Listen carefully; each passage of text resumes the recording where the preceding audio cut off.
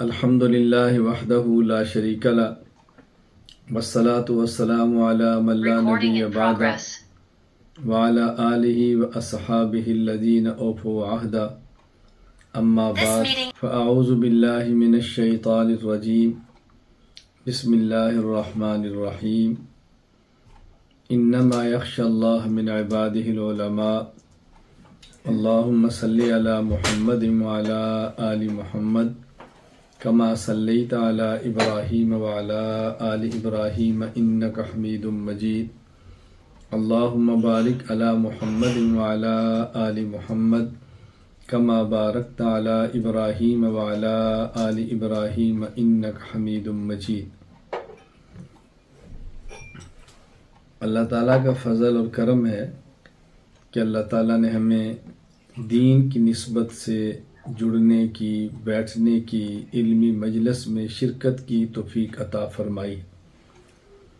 میں آج کی اس نشست میں معزز علماء کرام کی خدمت میں چند ایک گزارشات پیش کر رہا ہوں، اور شروع میں یہ بات واضح کرنا ضروری سمجھتا ہوں کہ یہ میری گزارشات ان علماء کرام کے لیے ہیں جو میرے شاگرد ہیں یا مجھ سے بیعت ہیں یا مجھ سے عقیدت اور محبت رکھتے ہیں۔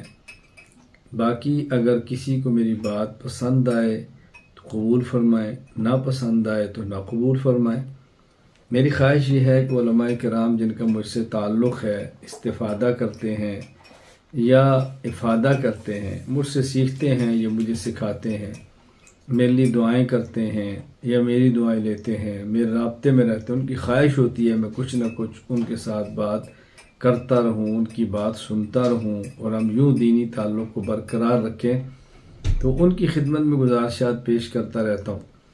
اور میں ہی سمجھتا ہوں کہ یہ میری ذمہ داری ہے کہ جو علماء کرام مجھ سے منسلک ہیں، جو علماء کرام مجھ سے امیدیں وابستہ رکھے ہوئے ہیں، جو علماء کرام مجھ سے رابطہ رکھتے ہیں، جو علماء کرام مجھ سے بیعت کرتے ہیں یا مجھ سے سبق پڑھتے ہیں اور میرے شاگردوں کے حلقے میں داخل ہوتے ہیں، مریدین کے حلقے میں داخل ہوتے ہیں، تو میں ان کی فکر کروں، مناسب رہنمائی کروں، ان کی خدمت میں گزارشات پیش کرتا رہوں، جو بات میں مناسب سمجھتا ہوں میں ان کو بات بتاتا رہوں، یہ میری ذمہ داری ہے۔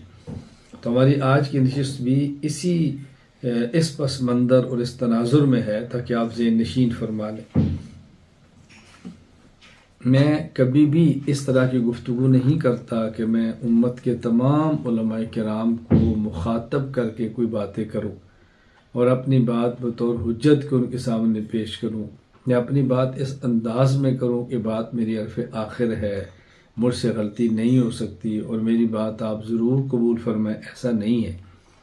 مجھے اچھی طرح احساس ہے اپنی کم علمی کا، اپنی کم عملی کا، سب چیزوں کا مجھے احساس ہے، لیکن جن کا مجھ سے تعلق ہے، رابطہ ہے، ان کے سامنے میں کچھ نہ کچھ باتیں کرتا رہوں گا، اللہ تعالیٰ قبول فرمائے۔ تو میں نے آج کی مجلس میں بھی چند ایک گزارشات پیش کرنی ہے علماء کرام کی خدمت ہے۔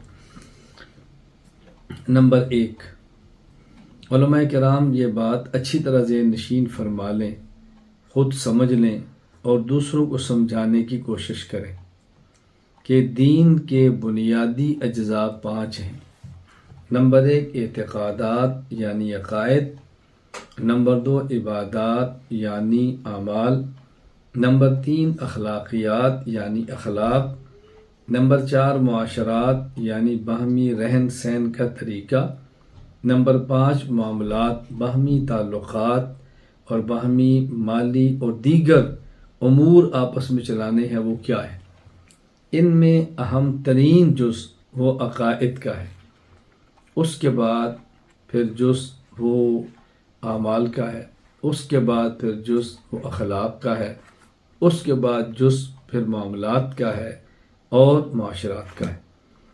تو اہم ترین جز یہ عقائد ہے، اس لیے علماء کا دوسروں کی نسبت زیادہ حق بنتا ہے کہ وہ عقائد کو پڑھیں، عقائد کو سمجھیں، اپنے عقائد پر دلائل محفوظ کریں، اور جو لوگ اس حوالے سے اعتراضات کریں، تشفی کرائیں، تسلی کرائیں، اخلاص، اعتدال، دلائل کے ساتھ ان کو جوابات دیں۔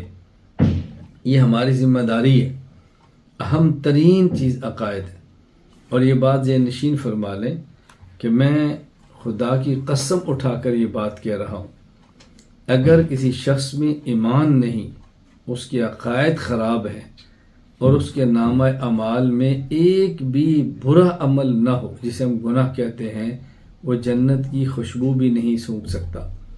لیکن اگر کسی شخص کے اندر ایمان موجود ہے، عقائد اس کے ٹھیک ہیں، اس کے نامہ اعمال میں ایک بھی نیک عمل نہ ہو، تو یہ شخص پھر بھی جنت میں جائے گا۔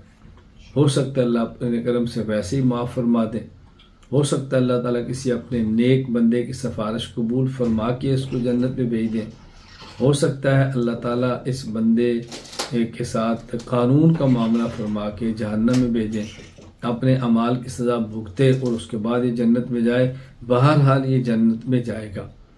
تو آپ سمجھیں ذرا اعمال یعنی ایمان اور عقائد کتنے اہم ہیں اور اس کی اہمیت کتنی زیادہ ہے۔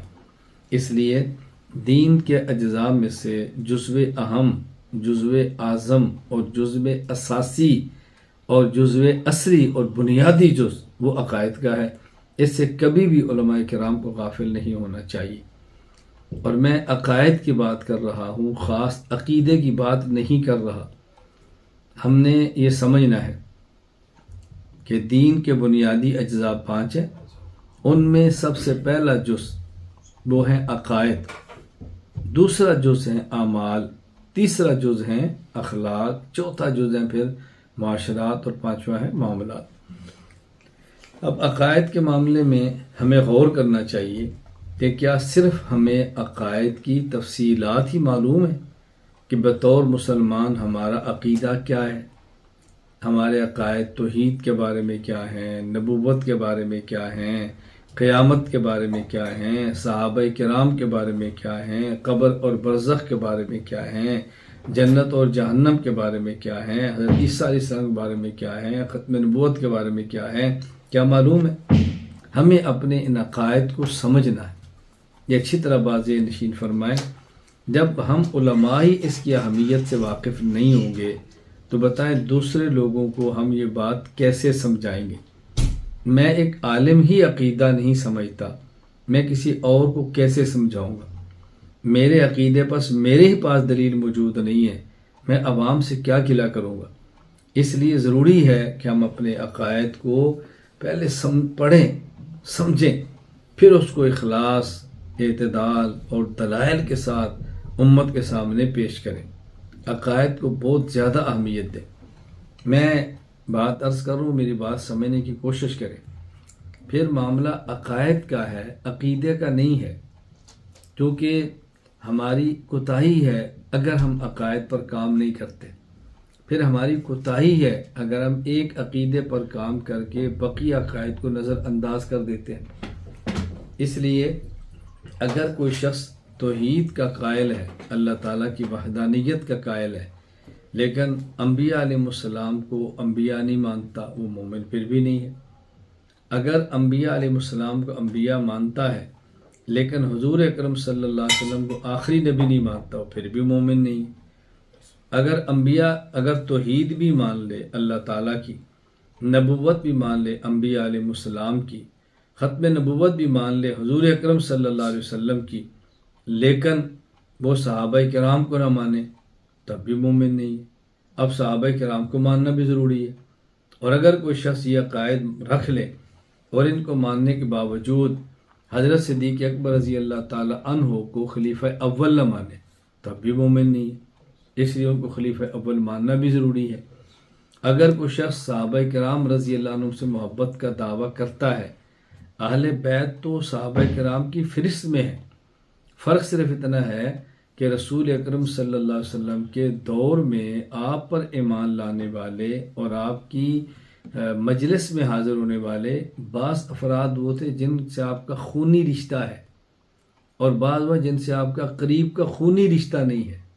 جن سے قرب کے خونی رشتے تھے وہ اہل بیت میں آگے، اور جن سے قرب کا خونی رشتہ نہیں تھا ان کو اہل بیت کی بجائے صحابہ کہا گیا۔ حالانکہ اہل بیت صحابہ ہی ہے، یہ نہیں ہو سکتا اہل بیت ہو، ہم اس کا احترام کریں اور وہ فرد صحابیت نہ ہو۔ کیونکہ رسول اکرم صلی اللہ علیہ وسلم کی تشریف آوری کے بعد تو عظمت کی بنیاد ہی حضور پر ایمان ہے۔ اگر کوئی آپ پر ایمان نہیں لاتا، وہ آپ کا چچا ہے، وہ آپ کا رشتہ دار ہے، تو ظاہر اس کی وہ عزت نہیں کی جا سکتی جو ایک مومن کی ہے۔ ہاں، ہم یہ عزت اس کی کر سکتے ہیں کہ نبی پاک صلی اللہ علیہ وسلم کا رشتہ دار ہے، لیکن اگر وہ حضور کے مقابلے میں کھڑا ہو کر آپ ہی سے لڑنا شروع کر دے تو پھر رشتہ داری والی عزت اس کی ختم ہو جائے گی، پھر کیا رہے گا پیچھے۔ لیکن اگر جیسے ابو طالب آپ کے چچا ہیں، آپ پر ایمان نہیں لائے لیکن آپ کے مقابلے میں کھڑے نہیں ہوئے، آپ کا ساتھ دیے، آپ سے محبت کی ہے، آپ کی سرپرستی کی ہے، آپ کا تعاون کی ہے، تو ابو طالب کو مومن نہ ماننے کے باوجود ہم ان کی عظمت کے قائل ہیں، احترام کے قائل ہیں، لیکن وہ احترام نہیں ہے جو کہ مومن کا ہوتا ہے۔ یہ ایک احترام ہے جو نبی پاک صلی اللہ علیہ وسلم کے رشتے میں بڑے شخص کا اور حضور پاک صلی اللہ علیہ وسلم کے معاون کا ہوتا ہے۔ جو بنتا ہے ہم وہ دیتے ہیں، جو نہیں بنتا وہ نہیں دیتے۔ تو یہ بات علماء کرام کو بطور خاص سمجھنا چاہیے۔ تو یہ عقائد معلوم ہوں، لیکن قبر کے بارے میں کیا عقیدہ ہے، برزخ کے بارے میں کیا عقیدہ ہے، موت کے بعد کی زندگی کے بارے میں کیا عقیدہ ہے، وہ معلوم نہیں۔ اب اگر ایک شخص قبر کا انکار کر دے تو مسلمان کیسے ہوگا؟ جنت جہنم کا انکار کر دے مسلمان کیسے ہوگا؟ اسی طرح ان چیزوں کو مانتا ہے لیکن قیامت سے پہلے حضرت عیسیٰ علیہ السلام کے آنے کا قائل نہیں ہے، یہ مسلمان کیسے ہوگا؟ حیات عیسیٰ کا قائل نہیں ہے تو مسلمان کیسے ہوگا؟ میں یہ کہہ رہا ہوں کہ ہم نے عقیدے کی بات نہیں، تمام عقائد کی بات کرنی ہے۔ ہم نے تمام عقائد کی بات کرنی ہے۔ ہم بس اوقات ایک عقیدہ پر کام کرتے ہوئے باقی عقائد کو نظر انداز کر دیتے ہیں۔ یعنی اگر میں توحید باری تعالیٰ اور توحید پر کام کرتا ہوں اور اگر کوئی شخص نبوت کا گستاخ ہے تو میں اس کو سینے سے نہیں لگا سکتا۔ اگر میں ختم نبوت کا کام کرتا ہوں تو حضرت صدیق اکبر اور صحابہ کا گستاخ ہے، اہل بیت کا گستاخ ہے، تو میں اس کو سینے سے نہیں لگا سکتا۔ اسی طرح اگر میں ائمہ کی بات کرتا ہوں، اجتہاد کی بات کرتا ہوں، تقلید کی بات کرتا ہوں، یہ بات اچھی طرح ذہن نشین فرما لیں کہ میں ان کا کام کرتے ہوئے کسی بدعتی کو اپنے سینے سے نہیں لگا سکتا۔ یہ باتیں سمجھنا ضروری ہے۔ تو اس لیے ہم ایک عقیدے پر کام کرتے ہوئے بقیہ عقائد کو نظر انداز نہیں کر سکتے۔ ہم نے تمام عقائد پر کام کرنا ہے، اور بحمد اللہ تعالی احناف میڈیا اسی پر کام کر رہا ہے، ہمارے یہاں مرکز اہل سنت والجماعت اسی پہ کام کر رہا ہے، اور ہمارے یہاں خانقاہ کا نظام اسی پر چل رہا ہے کہ ہم نے عقائد کے معاملے میں بھرپور محنت کرنی۔ عقائد اتنے اہم، اچھی طرح ذہن نشین فرمائیں۔ اب دیکھیں المیہ کیا ہے کہ عقائد اتنے اہم ہونے کے باوجود کتنے لوگ ایسے ہیں کہ جو عقائد پر کام کرنے کو شرارت سمجھتے، عقائد پر کام کرنے کو فرقہ واریت سمجھتے، عقائد پر کام کرنے کو امت سے توڑنا سمجھتے ہیں، حالانکہ امت کو توڑنے والی بات تھوڑی ہے۔ اب امت کو توڑنے کا یہ معنی کہ ایک جگہ پر باطل تھے اور آپ نے حق کی بات کی تو کچھ آپ کے ساتھ مل گئے اور کچھ باطل پہ ڈٹے رہے، تو آپ نے امت کو توڑا تو نہیں ہے نا، بلکہ کٹی ہوئی امت کے بعض افراد کو آپ نے حق کے ساتھ جوڑ دیا ہے۔ یہی کام تو اللہ کے نبی صلی اللہ علیہ وسلم نے کیا اور یہی کام انبیاء علیہ السلام نے فرمایا۔ جب رسول اکرم صلی اللہ علیہ وسلم آئے ہیں تو آپ کی دعوت کے بعد یہی تو مشرک کہتے تو نے ہمیں توڑ دیا، ہمارے ٹکڑے کر دیے، ٹکڑے نہیں کیے۔ آپ نے فرمایا تو دعوت میں لے کر آیا ہوں، تمہاری دنیا اور آخرت کی نجات اس میں۔ جنہوں نے مانا ہے وہ صدیق بنے ہیں، فاروق بنے ہیں، وہ ذوالنورین بنے ہیں، وہ اسد اللہ بنے ہیں، وہ مدبر بنے ہیں، وہ محدث بنے ہیں۔ جنہیں نہیں مانا ابو جہل بنے، وہ جہنم کا ایندھن بنے ہیں۔ میں صرف گزارش کرتا ہوں اس کو امت کو توڑنا مت کہیں بلکہ امت کی اصلاح کہیں۔ یہ باتیں اچھی طرح ذہن نشین فرما لیں۔ پھر عقائد کا معاملہ دیکھیں اہم کتنا ہے۔ ایسی جماعتیں آپ کو ملیں گی اعمال پر کام کر رہی ہیں، ایسے خانقاہیں ملیں گی اخلاق پہ کام کر رہی ہیں، ایسے مراکز آپ کو بہت کم ملیں گے کہ جو عقائد پر کام کر رہے ہیں۔ میرے جملوں کو سمجھیں، ایسے مراکز ملیں گے جو عقیدہ پر کام کر رہے ہیں، ایسے کم ملیں گے جو عقائد پر کام کر رہے ہیں۔ میری فکر ایک عقیدہ نہیں ہے، میری فکر تمام عقائد ہے۔ اس لیے ہم نے تمام عقائد پر کام کرنا ہے، کسی عقیدے کو نظر انداز نہیں کرنا۔ یہ بات اچھی طرح ذہن نشین فرما لیں۔ یہاں میں غلط فہمی کا ازالہ کرنا چاہتا ہوں، اس کو اچھی طرح سنیں۔ بس اوقات بعض لوگ ایک جملہ کہتے ہیں کہ صحابہ کرام رضی اللہ تعالیٰ عنہم اجمعین فرمایا کرتے تھے، تعلمنا الایمان ثم تعلمنا القرآن، کہ ہم نے پہلے ایمان کو سیکھا ہے اور پھر قرآن کو سیکھا ہے، لہٰذا ایمان کی محنت یہ پہلے ہے اور قرآن، حدیث، فقہ، عقائد، علوم یہ سب بعد میں ہے، چونکہ صحابہ نے پہلے ایمان کی محنت سے ایمان سیکھا ہے اور اس کے بعد صحابہ کرام نے قرآن کریم پڑھا ہے۔ ذرا اس کا معنی سمجھ لیں۔ یہ جو صحابہ کرام رضی اللہ عنہم اجمعین نے فرمایا کہ ہم نے پہلے ایمان سیکھا ہے پھر قرآن سیکھا، اس کا مطلب کیا ہے؟ اس کا مطلب یوں سمجھ لیں، میں بھی گزشتہ سفر میں قطر تھا، تو میں نے کہا ایک مجالس میں ایک بندے کھڑا کیا جو عالم نہیں۔ میں نے کہا بھی اب عالم ہے؟ کہا جی نہیں۔ میں نے کہا آپ پہلے مفہوم سمجھ لیں، پھر میں مثال دیتا ہوں۔ اس جملے کا معنی یہ تھا، تعلمنا الایمان ثم تعلمنا القرآن، اس کا معنی یہ تھا کہ پہلے ہم نے عقائد کو یاد کر لیا، پھر ہم نے عقائد کے دلائل دیکھے، ہمارا عقیدہ بن گیا اللہ آخری ہے، قرآن میں کہاں لکھا ہے بعد میں دیکھتے، عقیدہ بن گیا رسول اللہ صلی اللہ علیہ وسلم آخری نبی ہے، قرآن میں کہاں لکھا ہے یہ بعد میں دیکھتے۔ اور آپ اگر دنیا میں پھریں گے تو آپ پوری دنیا میں 99% میں بڑی احتیاط سے کہہ رہا ہوں، ورنہ اگر میں یہ کہوں نا کہ ہر 10,000 میں سے 9,999 مسلمان ایسے ہیں کہ جن کو یہ تو پتہ ہے کہ ہمارا عقیدہ حضور آخری نبی ہے، لیکن کہاں لکھا ہے یہ نہیں پتہ۔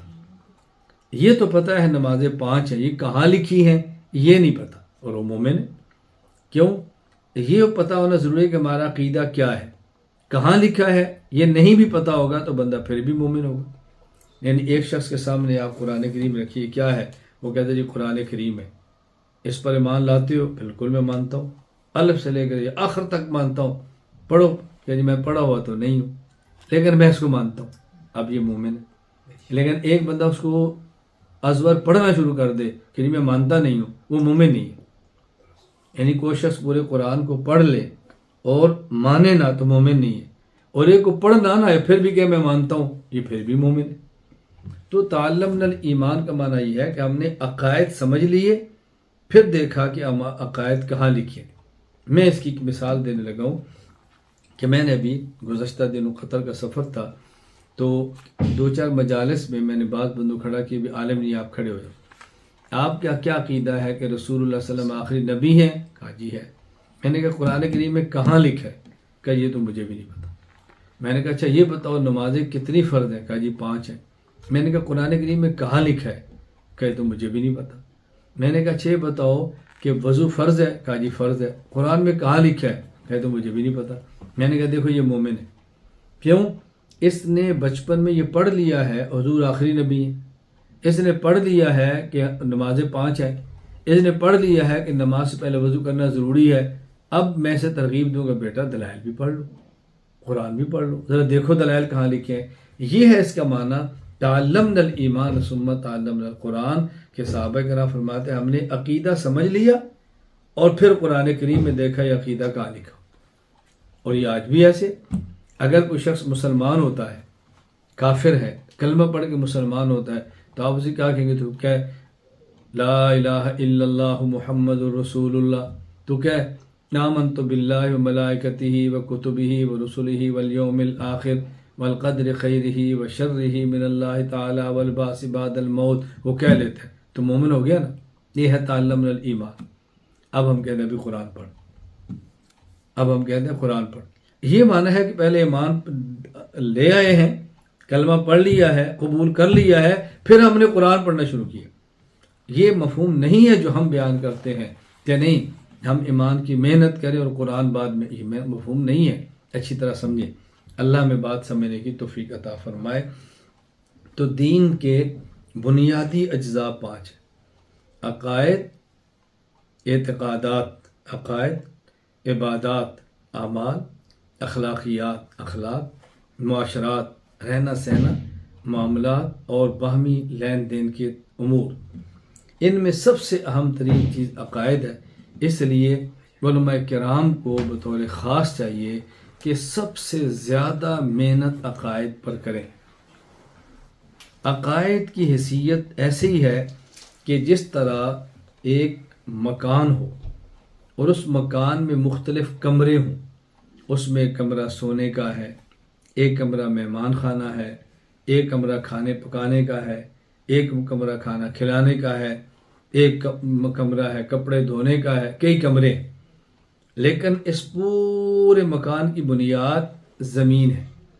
زمین ہوگی اوپر مکان کے کمرے بنے گے، زمین نہیں ہوگی اوپر مکان کے کمرے کیسے بنے گے؟ اس لیے اسلام ایک مکمل مکان ہے، ایک تعمیر ہے، ایک عمارت ہے، اور اس عمارت کی بنیاد عقائد ہے۔ عقائد والی زمین ہوگی تو اوپر نماز کا کمرہ بھی ہے، اوپر زکوٰۃ کا کمرہ بھی ہے، اوپر رمضان کا کمرہ بھی ہے، اوپر حج کا کمرہ بھی ہے، اوپر جہاد کا کمرہ بھی ہے۔ یہ سارے کمرے تب بنیں گے جب نیچے عقائد والی زمین ہوگی۔ اگر عقائد والی زمین نہیں ہوگی تو آپ یہ اعمال والے کمرے کہاں بنائیں گے؟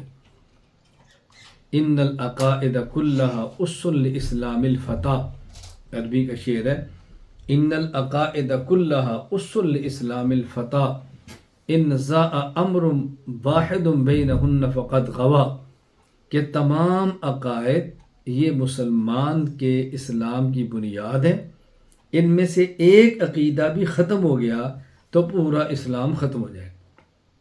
یہ بات ذہن نشین فرمائے، اور عقائد کے حوالے سے یہ بات بھی سمجھ لیں، کسی بندے کے مومن ہونے کے لیے ایمانیات ساری کی ساری ماننا ضروری ہے۔ کسی بندے کے مومن ہونے کے لیے تمام ایمانیات کو ماننا ضروری ہے، اور کسی بندے کے کافر ہونے کے لیے تمام ایمانیات کا انکار ضروری نہیں۔ کسی ایک کا بھی انکار کرے گا تو کافر ہو جائے گا۔ میں اس کی مثال دیتا ہوں۔ قرآن کریم الحمدللہ رب العالمین سے شروع ہوتا ہے اور من الجنۃ والناس پہ جا کے ختم ہوتا ہے۔ تو مومن ہونے کے لیے الحمدللہ رب العالمین سے لے کے من الجنۃ والناس تک قرآن کریم کی تمام آیات کو ماننا ضروری ہے، لیکن کافر ہونے کے لیے تمام آیات کا انکار کرنا ضروری نہیں۔ کسی ایک آیت کا بھی انکار کرے گا تو دائرہ ایمان سے نکل جائے گا۔ تو لوگ کہتے ہیں کیا اس میں کیا ہے، ایک آیت کا انکار ہی تو کیا؟ نا، یہ بات اچھی طرح سے نشین فرمائے۔ اب آپ بتائیں کہ عقائد کتنے اہم ہیں۔ میں اس لیے علماء کرام سے بڑی تاکید سے گزارش کر رہا ہوں کہ عقائد یہ اسلام اور ایمان کا اہم جز ہے۔ میں بحمد اللہ تعالی پورے عالم میں جس حد تک محنت کر رہا ہوں، اعمال پر بھی کرتا ہوں، اخلاق پر بھی کرتا ہوں۔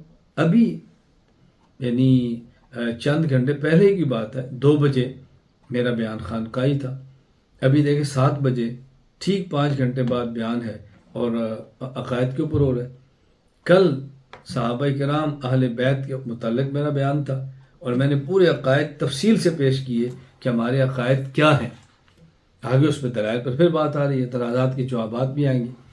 تو میں اخلاق پر کام کرتا ہوں، اعمال پر کرتا ہوں، معاشرتی زندگی پر کرتا ہوں، معاملات پہ بات کرتا ہوں، لیکن تمام کی بنیاد عقائد کو رکھتا ہوں، اور میں اس پر اللہ تعالیٰ کا جتنا شکر ادا کروں کم ہے کہ پورے عالم میں اس وقت عقائد کے حوالے سے بیداری ہے۔ لوگ پڑھ رہے ہیں، لوگ سن رہے ہیں، کتابیں لکھی جا رہی ہیں، اس پر کام ہو رہا ہے۔ آپ اندازہ فرمائیں، میں باقی تفصیلات میں جائے بغیر آپ کی خدمت میں عرض کرتا ہوں کہ اس وقت عقائد کے عنوان پر اگر کوئی بندہ کام کرنا چاہے تو کتنا مختصر سا ہم نے ایک نصاب ترتیب دے دی ہے۔ میری کتاب العقائد الاسلامیہ، اردو میں اسلامی عقائد، اس کو پڑھ لیں، پڑھا لیں۔ اس کے بعد میری کتاب کتاب العقائد پڑھ لیں اور پڑھا لیں۔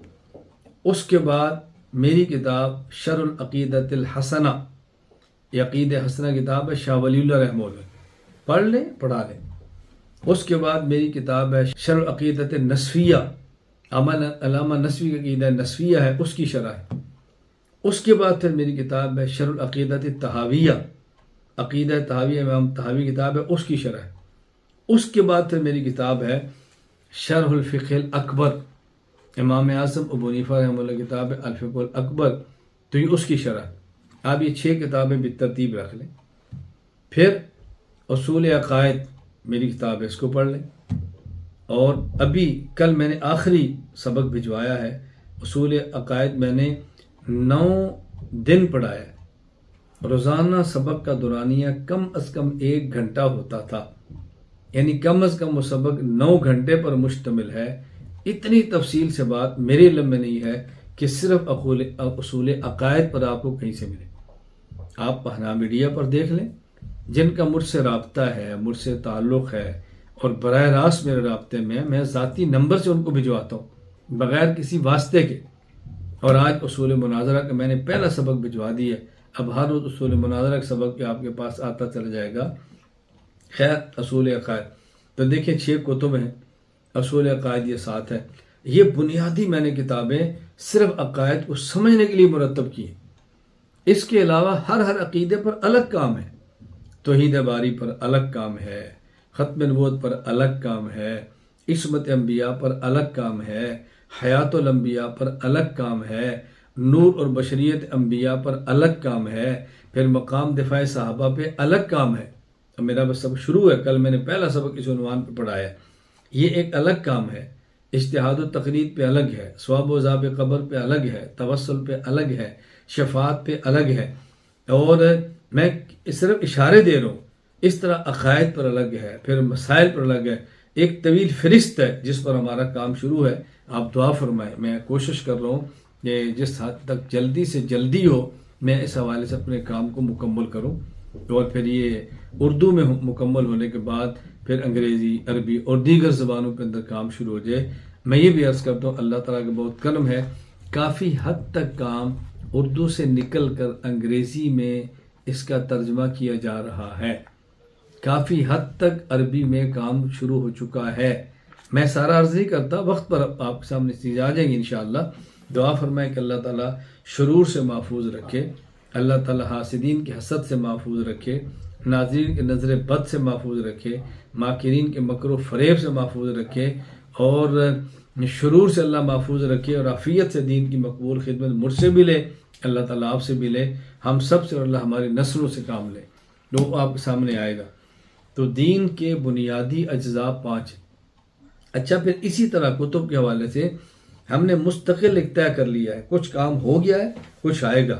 مثلا حضرت ابو بکر صدیق رضی اللہ تعالیٰ عنہ کے حوالے سے مفصل ویڈیو آڈیو کتاب فائل، حضرت عمر فاروق رضی اللہ عنہ کے حوالے سے مفصل ویڈیو آڈیو فائل کتاب، حضرت عثمان غنی رضی اللہ عنہ کے حوالے سے ویڈیو آڈیو کتاب فائل، حضرت علی المرتضیٰ رضی اللہ عنہ کے حوالے سے ویڈیو آڈیو کتاب اور فائل، حضرت میر معاویہ رضی اللہ تعالیٰ عنہ کے حوالے سے ویڈیو آڈیو کتاب اور فائل، اسی طرح حضرت حسن رضی اللہ تعالیٰ عنہ کے حوالے سے ویڈیو آڈیو کتاب فائل، حضرت حسین رضی اللہ عنہ کے حوالے سے ویڈیو آڈیو فائل کتاب، ازواج مطہرات کے حوالے سے رضی اللہ تعالیٰ عنہن ویڈیو آڈیو فائل کتاب، اور بنات طیبات طاہرات کے حوالے سے ویڈیو آڈیو فائل کتاب، اور صحابہ کرام رضی اللہ عنہ اجمعین کے حوالے سے مستقل ایک ویڈیو آڈیو کتاب اور فائل۔ اس ترتیب کے ساتھ شروع ہے۔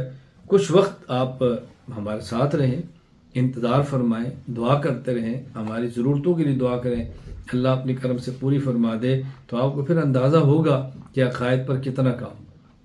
میں عرض کر رہا ہوں کہ میری پہلی گزارش علماء کرام سے یہ ہے، ہم اس بات کو سمجھیں کہ دین کے بنیادی اجزاء 5 ہیں، ان میں جزو اول، جزو اہم، جزو اعظم، جزو افضل وہ عقائد، پھر اس کے بعد اعمال ہے، پھر اس کے بعد اخلاق ہے، اور اس کے بعد معاشرات، اور اس کے بعد معاملات۔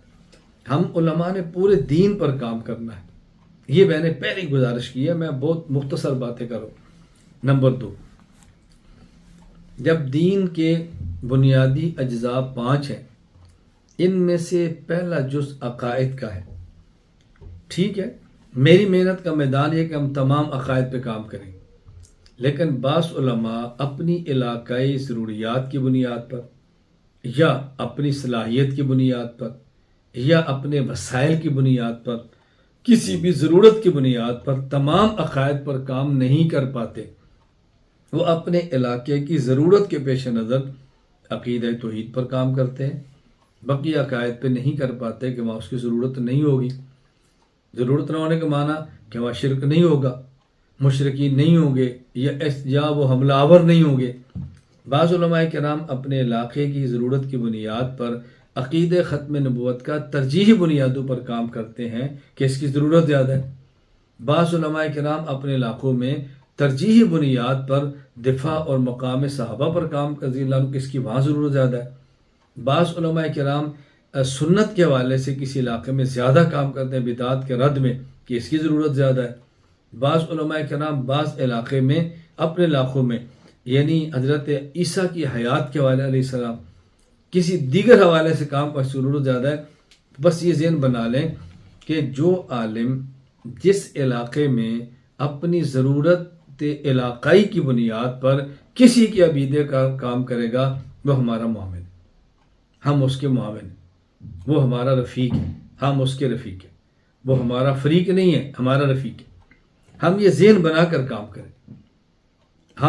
میں تمام عقائد پہ، میرا مرکز تمام عقائد پہ، احناف میڈیا تمام عقائد پہ، میرے ساتھ منسلک افراد تمام عقائد پہ کام کرتے ہیں، لیکن اگر کوئی کسی خاص علاقے میں خاص ضرورت کی بنیاد پر خاص عقیدے پر کام کرے وہ بھی ہمارا ہے۔ ہم اس کو یہ نہیں کہیں گے کہ تو اس عقیدے پر کام کرتا ہے، اس پہ کیوں نہیں کرتا، تو اس کی ضرورت ہے، آپ اپنی ضرورت کے مطابق کام کر رہے ہیں، ہم اس کو کیوں مجبور کریں گے؟ تو ہم علماء کرام یہ ذہن بنا لیں کہ جو عالم جس علاقے میں کسی بھی سے عقیدے پر کام کرے گا ہم اس کے معاون بنیں گے، ہم اس کے رفیق بنیں گے، ہم اس کے دعا گو بنیں گے۔ جس حد تک اللہ نے ہمیں توفیق عطا فرمائی ہم اس کے ساتھ تعاون کریں گے انشاءاللہ۔ اور اگر کوئی عالم کسی علاقے میں خاص عقائد پر کام نہیں کرتا، اعمال پہ کرتا ہے، اخلاقیات پہ کرتا ہے، حسن معاشرت پہ کرتا ہے، حسن معاملے پہ کرتا ہے، وہ بھی ہمارا معامل ہے، وہ ہمارے کام کو بٹا رہا ہے، ہمارا بوجھ ہلکا کر رہا ہے، ہم اس کے ساتھ کھڑے، ہمیں اس کی کیا الجھن ہے؟ یہ میری گزارش ذہن نشین فرما لیں کہ کسی علاقے میں کوئی عالم کسی بنیاد پہ کام کرے ہم اس کے معاون بنیں گے، ہم اس کے رفیق بنیں گے، ہم اس کے فریق نہیں بنیں گے۔ یہ ہم علماء کرام کا ذہن بننا از حد ضروری ہے۔ اچھی طرح ذہن نشین فرما لیں، اللہ ہمیں قبول فرما لیں۔ اس کا بہت بڑا فائدہ یہ ہوگا کہ میں ایک عقیدے پر کام کرتا ہوں اور دوسرے عقیدے پر کوئی عالم دوسرے علاقے میں کام کرتا ہے، میں اس کا معاون بنتا ہوں، رفیق بنتا ہوں، دعا گو بنتا ہوں، اچھے کلمات کہتا ہوں۔ اس سے فائدہ کیا ہوگا؟ کام وہ کر رہا ہے، اجر میں کما رہا ہوں، ترقیات اس کو مل رہی ہے، خوشی مجھے ہو رہی ہے، میں حسد سے بچ جاؤں گا، جلن سے بچ جاؤں گا، بغض سے بچ جاؤں گا، غیبت سے بچ جاؤں گا، اور دنیاوی اعتبار سے ٹینشن سے بچ جاؤں گا، اور آرام اور سکون کی نیند سوں گا۔ لیکن جب مخالفت کروں گا پھر حسد، پھر بغض، پھر کڑن، پھر غیبت، اپنی صحت برباد کر بیٹھوں گا۔ اس کو اچھی طرح سمجھنے کی کوشش کریں۔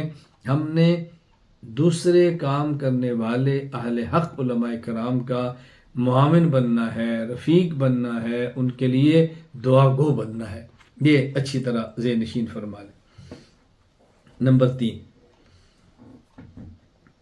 کام کرنے والے علماء کرام یہ علماء ہیں، میری بات سمجھیں، دین کا کام کرنے والے علماء حق یہ علماء ہیں، اور رسول اکرم صلی اللہ علیہ وسلم سے 1500 سال بعد کے ہیں آج کے دور میں۔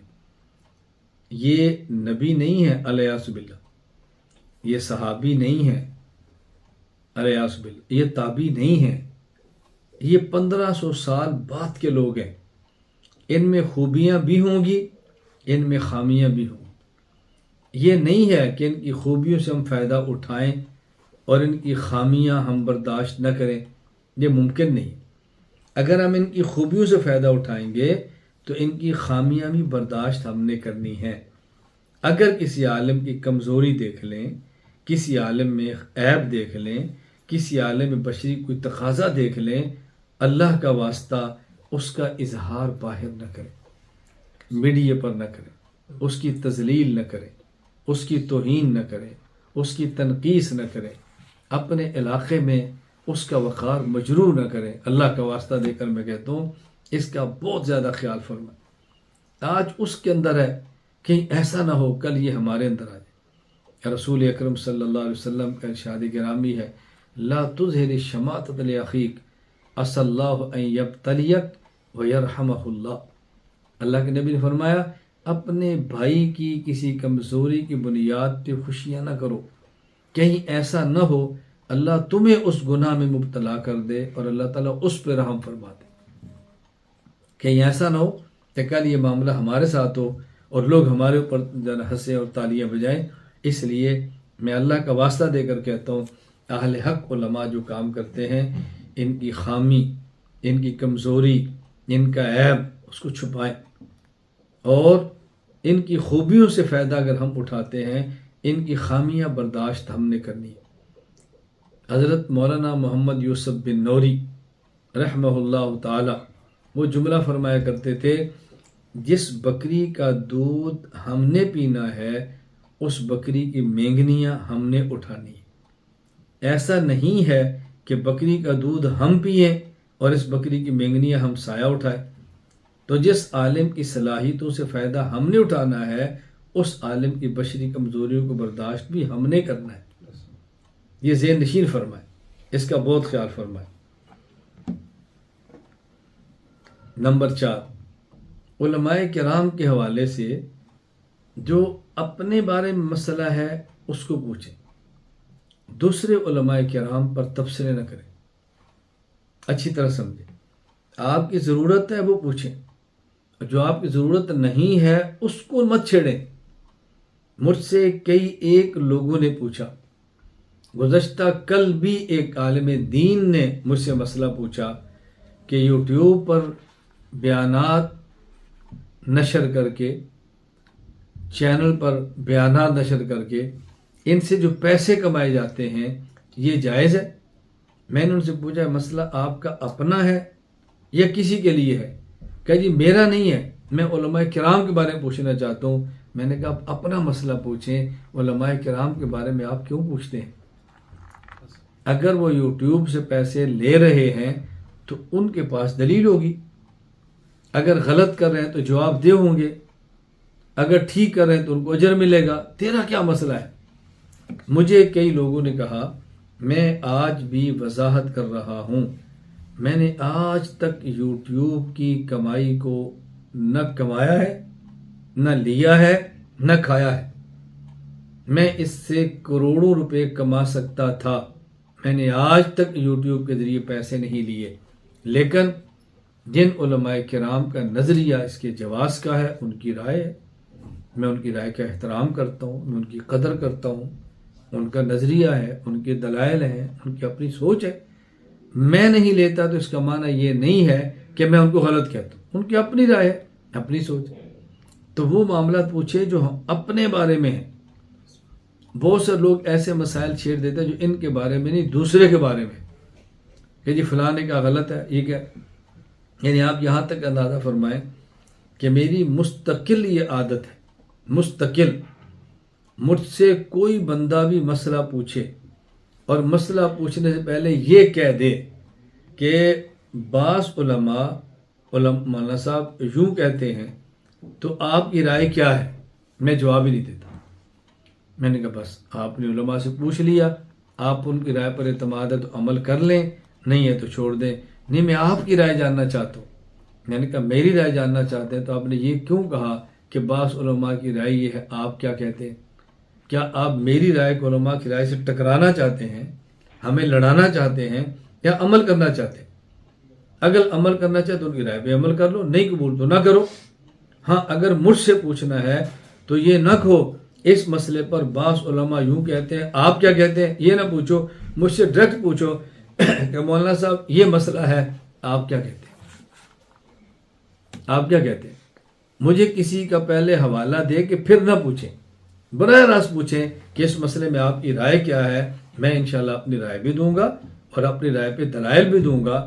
اس رائے پر آپ کو شبہ ہوگا تو شبہات کو دور بھی کروں گا. یہ میری ذمہ داری ہے. میں جس رائے پہ دلیل نہیں دے سکتا، اس رائے پہ ہونے والے اشکال کو رد نہیں کر سکتا، میں ایسی رائے کبھی بیان ہی نہیں کرتا. میں بحمد اللہ تعالی ہمیشہ اس رائے کو پیش کرتا ہوں کہ جس پر میں دلائل رکھتا ہوں، اپنے اکابر کی توثیقات رکھتا ہوں، اپنے اکابر کے حوالہ جات رکھتا ہوں. میں پوری کوشش کرتا ہوں کہ کوئی ایک مسئلہ بیان کرتے وقت بھی اپنی رائے کو دخل نہ دوں. کوئی ابھی گزشتہ کل کی بات ہے، میں صحابہ کرام کے حوالے سبق پڑھا رہا تھا کہ صحابہ کرام کا اجماع یہ معصوم ہے. اگر صحابہ کرام کسی مسئلے پر جمع ہو جائیں تو ان کا اجماع معصوم ہوتا ہے. تو کئی لوگوں کی خیال یہ تھا رائے ہے. میں نے کہا رائے نہیں، میں نے حوالہ دی ہے. اچھا، اتفاق یہ ہے کہ گزشتہ آج صبح مفتی شبیر احمد حنفی دامت برکاتہم رئیس دار الافتاء، میری اسی مسئلے پر ان سے بات ہو رہی تھی تو انہوں نے کہا اس پر ایک حوالہ اور بھی ملا ہے، فلاں عالم نے لکھا ہے اور صراحت کی ہے کہ صحابہ کے اجماع معصوم ہے، اور ان کے معصوم ہونے پر جو دلیل آپ نے پیش کی ہے وہی دلیل انہوں نے بھی پیش کی ہے، اور وہ میری زندگی سے بھی پہلے کی پرانے عالم ہے. تو میں نے کہا میں کہہ رہا ہوں میں اپنی ذاتی رائے پیش نہیں کر رہا. دیکھیں حوالہ ملا، آپ کو اور حوالے بھی ملیں گے. میں جب کہتا ہوں صحابہ کرام رضی اللہ عنہم اجمعین محفوظ ہیں تو کئی لوگوں نے کہا تمہاری رائے ہے. میں نے کہا نہیں، میں حوالے دے رہا ہوں، میں عبارتیں پیش کر رہا ہوں کہ مجھ سے پہلے کن اکابر نے صحابہ کرام کے لیے محفوظ کا لفظ استعمال کیا. ہاں، اگر اس محفوظ کے لفظ کا معنی آپ نہیں سمجھ سکے تو قصور تو میرا نہیں ہے نا. میں جب کہتا ہوں یہ محفوظ ہیں تو پھر معنی مجھ سے پوچھے کہ محفوظ کا مطلب کیا ہے. ایسا نہیں ہو سکتا کہ ایک لفظ متکلم بولے اور اس کی مراد متکلم سے نہ پوچھی جائے بلکہ مخاطب اس کی مراد خود طے کرے. یہ تو دنیا میں کہیں نہیں ہوتا. بھائی جب کوئی ایک بندہ بات کرتا ہے اور اس کے خلاف کوئی عدالت میں کیس بھی آ جائے تو وہ کہتا ہے نا کہ میں نے یہ کہا تھا اور میرا مطلب یہ تھا. آپ کہ نہیں تیرا مطلب ہی نہیں، تیرا مطلب یہ تھا. بھائی آپ اپنا مطلب اس کے مطلب پر کیسے مسلط کر سکتے ہیں؟ میں خیر عرض کر رہا ہوں، میں بات بہت سمیٹ رہا ہوں، بہت بات مختصر کرنا چاہ رہا ہوں. میں نے گزارش کی ہے کہ اس بات کا ذہن خیال رکھیں اور اس کی اچھی طرح ذہن نشین فرما لیں. نمبر 5، میری علماء کرام سے یہ گزارش ہے کہ ایسی بات کوئی نہ کرے جس سے امت میں مایوسی پیدا ہو، امت میں مایوسی پیدا ہو، امت کا دل چھوٹا ہو، امت پریشان ہو. ایسی بات کبھی نہ کرے. ہمیشہ وہ بات کریں کہ جس سے بندے کے اندر جواں مردی ہو، بندے کے اندر غیرت ہو، بندے کے اندر اٹھان پیدا ہو اور مایوسی کے بادل چھٹیں. جب ہم علماء امت کو مایوس کریں گے تو بتائیں یہ لوگ کہاں جائیں گے اس مایوسی کو ختم کرنے کے لیے؟ یہ کہاں جائیں گے؟ کبھی ایسی بات نہ کریں کہ جس سے مایوسی پھیلے. ابھی موجودہ جو حالات آپ کے سامنے چل رہے ہیں، میں خاص حالات کا ذکر نہیں کرتا آپ کے علم میں، مجھے ان موجودہ امت مسلمہ کو پیش آنے والے شدید ترین اور مشکل ترین حالات کا تذکرہ کرتے ہوئے ایک مقام پہ مجلس تھی تو بعض علماء نے فرمایا کہ مولانا صاحب یہ حالات بہت پریشان کن ہیں، ان حالات نے تو پریشان کر دی ہے، آپ کیا کہتے ہیں؟ میں نے کہا یہ حالات پریشان کرنے والے نہیں ہیں، یہ حالات امت کو کھڑا کرنے والے ہیں. یہ حالات پریشان کرنے والے نہیں ہیں، یہ حالات کھڑا کرنے والے ہیں. ان حالات کو دیکھ کر پریشان نہیں ہونا، ان حالات کو دیکھ کر کھڑا ہونا ہے. آپ مزید پریشانیاں مت پھیلاؤ، مایوسیاں مت پھیلاؤ، ان کے دل مت توڑو، بلکہ ان کو پاؤں پہ کھڑا کرو. گزشتہ ماہ کی بات ہے، میرا ایک ملک کا سفر تھا تو وہاں کچھ لوگ جمع تھے، علماء بھی تھے، غیر علماء بھی تھے، اور ان اکثر ہندوستان کے تھے. تو مجھے کہنے لگے مولانا صاحب آج کل ہندوستان کے حالات بہت سخت ہیں اور دعا فرمائے کہ اللہ تعالیٰ کرم فرمائے. میں نے کہا سختی کا مجھے انکار نہیں ہے، میں دعا بھی کروں گا، مجھے کرنی بھی چاہیے، لیکن سب سے زیادہ الجھن ہمیں اس وجہ سے آ رہی ہے کہ ہم ان حالات کے لیے ذہنی طور پر تیار ہی نہیں ہیں. ہم نے سوچا تھا کہ ہمیں ہمیشہ کلمہ پڑھنے پر حلوہ ملے گا، کلمہ ملنے پر بریانی ملے گی، کلمہ پڑھنے پر سلام ہوگا، کلمہ پڑھنے پر ہمیں جو ہے نا اعزاز اکرام ہوگا، ہم کلمہ پڑھیں گے تو لوگ ہمیں کچھ نہیں کہیں گے. یہ ذہن تھا. جو ہی اس کلمے کی بنیاد پہ جھٹکا لگتا ہے تو ہم کہتے ہیں کیا کریں. یہ تو اسلام کی فطرت ہے. قرآن کہتے ہیں الف لام میم احسب الناس ان یترکوا ان یقولوا آمنا وهم لا یفتنون. کیا تم یہ سمجھتے ہو کلمہ پڑھ لیا اور آزمائش نہ ہو؟ یہ کیسے ہو سکتا ہے؟ میں اللہ سے آزمائش نہیں مانگتا، میں عافیت کی دعا مانگتا ہوں، عافیت کی دعا مانگتا ہوں، اپنے لیے بھی، آپ کے لیے، پوری امت کے لیے میں عافیت کی دعا مانگتا ہوں. لیکن میں بارہا یہ بات گزارش کر رہا ہوں کہ ذہن اپنا آزمائش کے لیے تیار رکھیں، مشکلات کے لیے تیار رکھیں، تکالیف کے لیے تیار رکھیں. پھر آدمی تکلیف اور مشکل آنے سے پریشان نہیں ہوتا، اس کو سہتا ہے. پتہ ہے کسی وقت بھی مشکل پیش آ سکتی ہے. ہم مومن ہیں، ہمارا اصل وطن جنت ہے. یہ دنیا وطن عارضی ہے، اصل وطن تو جنت ہے، موت کے بعد کا ہے. رسول اکرم صلی اللہ علیہ وسلم نے ارشاد فرمایا تھا نا کن فی الدنیا کأنک غریب او عابر سبیل. دنیا میں ایسے رہو جیسے مسافر. فرمایا نہیں مسافر نہیں، بلکہ ایسے رہو جیسے راہ گزر ہے. مسافر اور راہ گزر میں فرق ہے. مسافر اور راہ گزر میں فرق ہے. کوئی آدمی دنیا کے کسی ملک میں جائے اور 15 دن سے کم رہنے کی ایک جگہ پہ نیت ہو، نماز اقامت والی پڑھے گا، لیکن یہ مستقل تو نہیں رہنا نا. بات سمجھیں. ایک آدمی ایک شہر سے دوسرے شہر جا رہا ہے اور راستے میں اس نے ایک رات ٹھہرنا ہے، تو دوسرے شہر جہاں رات ٹھہرا ہے یا مسافر ہے نا. لیکن ایک آدمی ایک شہر سے دوسرے شہر جا رہا ہے اور رستے میں رکا ہے گاڑی میں پیٹرول ڈلوانے کے لیے یا کچھ کھانا لینے کے لیے یا نماز پڑھنے کے لیے یا اپنے تقاضے کے لیے. اب یہاں رکنے والے کو یہ نہیں کہیں گے کہ یہ مسافر ہے تھوڑی دیر رکا ہے، کہیں گے یہ راہ گزر ہے. ایک ہے سفر کرتے کرتے مسافر ایک رات کی رک جائے، اور ایک ہوتا ہے دوران سفر تھوڑی دیر کے لیے رک جائے. تو راہ گزر اور ہوتا ہے، مسافر اور ہوتا ہے. اللہ کے نبی نے فرمایا دنیا میں ایسے رہو جیسے مسافر، اور میں نہیں ایسے نہیں جیسے راہ گزر. یعنی ہم کسی علاقے کا سفر کریں اور وہاں 3 دن ہم نے رہنا ہو تو کیا ہوں گے؟ مسافر ہے نا. لیکن گزرتے گزرتے راستے میں 2 گھنٹے رکنا ہو تو اس کو کیا کہیں گے؟ راہ گزر. تو کہیں 3 دن رہنا ہو تو بندہ کچھ انتظام کرتا ہے، اور جہاں راستے میں کسی ایئرپورٹ پہ 3 گھنٹے کا سٹے ہو تو وہاں کیا کرتا ہے؟ میرا ہوٹل بک کرا دو، میرے لیے وہاں چکن کڑھائی تیار کرا دو، میرے لیے بستر لگوا دو. وہ تو راہ گزر ہے. تو حضور نے فرمایا تم مسافر نہیں ہو، تم راہ گزر ہو. اور وطن اسی لیے ہمارا جنت ہے. بس فکر کرو کہ جنت میں کچھ ہو، یعنی وہاں معاملہ نہ ہو، رکاوٹ کوئی نہ پیدا ہو، وہ جنت میں آرام سے ہم داخل ہو جائیں. اللہ عافیت عطا فرمائے، اللہ فضل فرمائے. میں گزارش کر رہا ہوں علماء کرام کو اس کا بہت زیادہ خیال کرنا چاہیے کہ مایوسیاں نہ پھیلائیں، دل لوگوں کا چھوٹا نہ کریں، لوگوں کے دل بڑے کریں، حوصلہ افزائی کریں اور اس کا بہت اہتمام کریں. اللہ تعالیٰ مجھے بھی اور آپ سب کو یہ بات سمجھنے کی توفیق عطا فرمائے. میں نے صرف 5 باتیں آپ خدمت میں عرض کی. باتیں میں اور بھی کہنا چاہتا تھا لیکن میں نے 5 باتیں کی. انشاءاللہ کسی اور نشست میں مزید باتیں بھی کروں گا آپ کے ساتھ. یعنی یوں سمجھنے کہ ہماری ایک نشست کی پہلی قسط ہو جائے گی اور ایک قسط میں بعد میں کر لوں گا، چونکہ ہمارا تخصص کا سبق بھی ہے. تو اب سبق ہوگا، جو حضرات تخصص والے ہیں سبق کے اندر شرکت کریں. اللہ مجھے اور آپ سب کو شریعت کے مطابق اپنی زندگی گزارنے کی توفیق عطا فرمائے.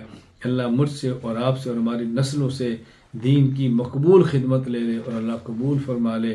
اللہ ہمیں خیر کا ذریعہ بنائے اور شر کا ذریعہ نہ بنائے. اللہ ہمیں محفوظ رکھے. وآخر دعوانا الحمد للہ رب العالمین. السلام علیکم ورحمۃ اللہ وبرکاتہ.